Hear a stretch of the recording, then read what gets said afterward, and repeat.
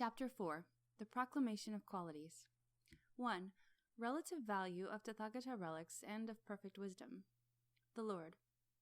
If, Kaushika, on this one hand you are given this Jambudvipa, filled up to the top with relics of the Tathagatas, and if, on this other hand, you could share in a written copy of this perfection of wisdom, and if now you have to choose between the two, which one do you take? Chakra. Just this perfection of wisdom, Lord, for I see such as, within my esteem for this guide of Tathagatas, in true understanding, this also is the body of the Tathagatas. As the Lord says, the Dharma bodies are Buddhas, these are Lords, but of this, noble Sangha, do not think this individual body is my body. Rather, noble Sangha, see me as this accomplishment of Dharma body. But this Tathagata body needs to be seen as brought about by the reality limit, for example, by perfection of wisdom. It is not, O Lord, that I lack in respect for these relics of Tathagata. On the contrary, I have a real respect for them. As come forth from perfection of wisdom are these relics of Tathagatas revered, and herein, as one reveres just this perfection of wisdom, now also the reverence of these relics of Tathagata is brought to fulfillment. As the relics of Tathagata come forth from perfection of wisdom, it is as with my own godly seat in Siddharma, the hall of gods. As I am seated on it, the gods come to wait on me, but as I am not, the gods, out of respect for me, pay their respect to this seat, circumambulate it, and go away again. For these recall, as seated on the seat, Chakra, the chief of gods, demonstrates Dharma to gods of the 33.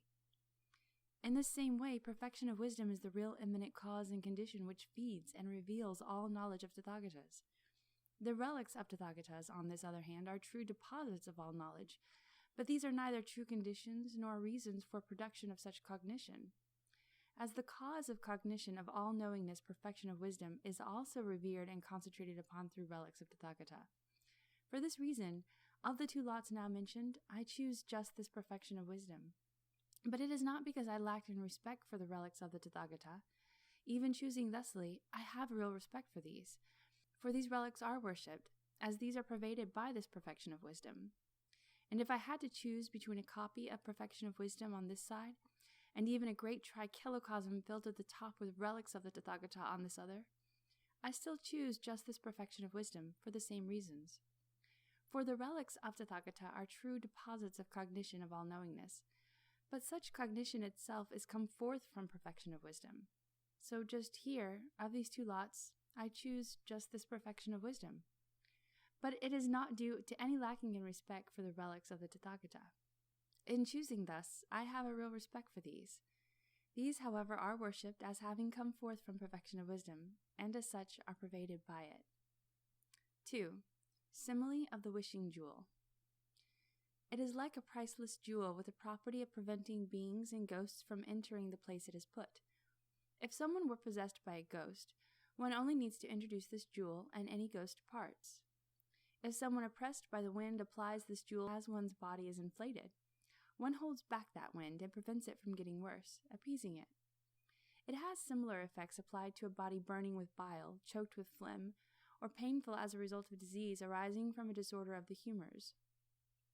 It illuminates the blackest darkness of night. In the heat it cools the spot of earth it is placed.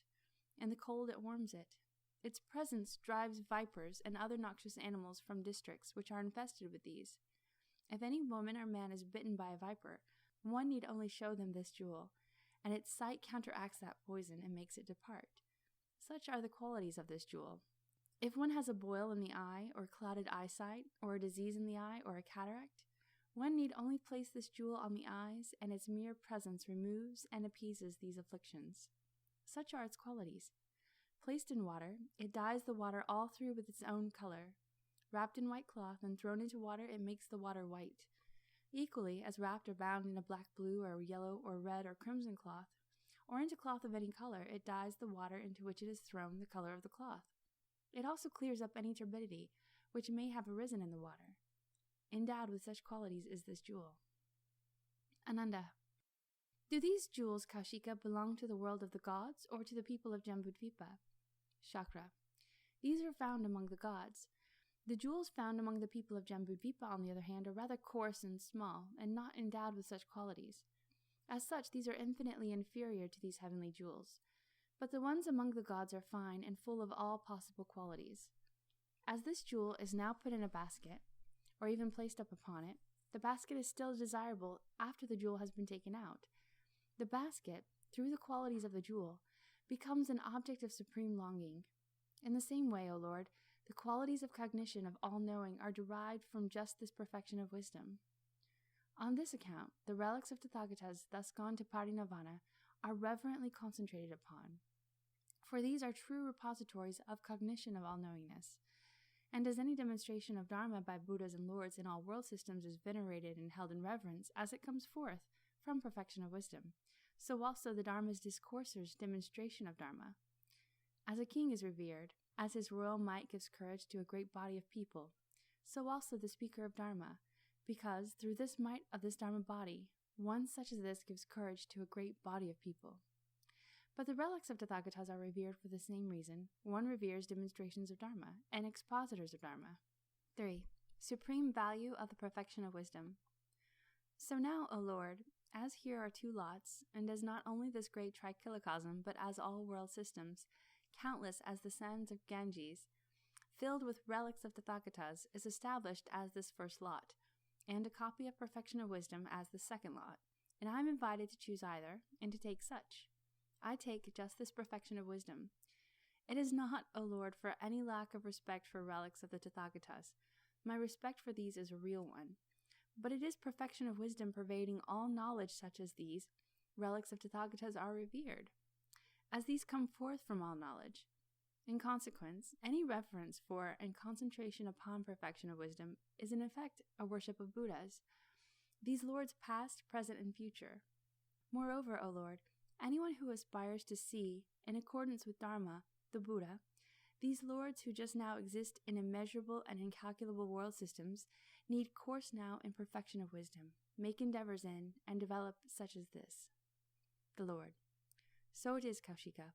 All Tathagatas owe their enlightenment to just this perfect wisdom, whether these live in the past, present, or future.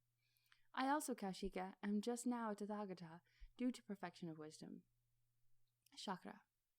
A great perfection is this perfection of wisdom, for it allows Tathagatas to rightly know and behold thoughts and doings of all beings.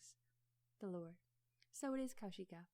It is due to a bodhisattva coursing for a long time in perfection of wisdom, by which one rightly knows and beholds thoughts and doings of all beings. Chakra.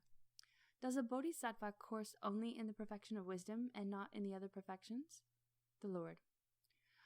One such as this courses in all these 6 perfections.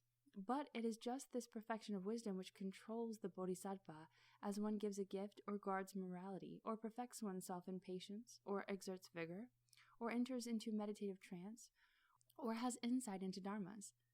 One cannot attain to any distinction or difference between these 6 perfections, all being upheld by skill and means and dedicated to perfection of wisdom, dedicated to all knowledge.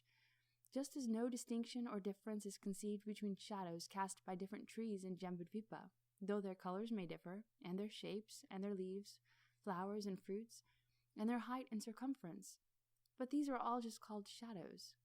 Even so, one can neither attain nor ascribe to any distinction or difference between these 6 perfections. Neither can all of these bodhisattvas upheld by skill and means, dedicated to perfection of wisdom, dedicated to all knowledge. Chakra. Endowed with great qualities is this perfection of wisdom, with immeasurable qualities, with boundless qualities.